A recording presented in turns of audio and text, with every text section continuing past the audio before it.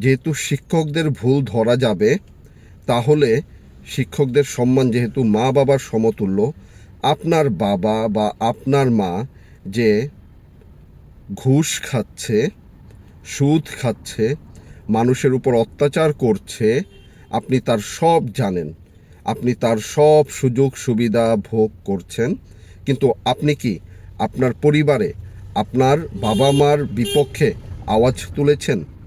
আমরা তো জানি প্রথম প্রতিরোধ গড়ে তুলতে হয় বা প্রথম শিক্ষা পেতে হয় পরিবার থেকে।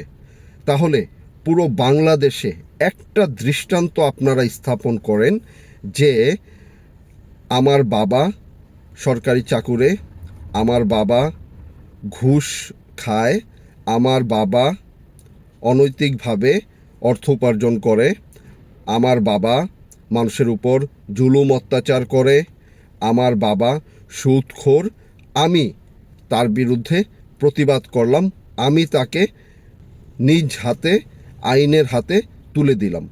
পারবেন এই ধরনের একটা দৃষ্টান্ত স্থাপন করতে? যদি এইটা পারেন, তাহলে শিক্ষকদের ভুল ধরা আপনাদের জন্য একদম সঠিক কাজ।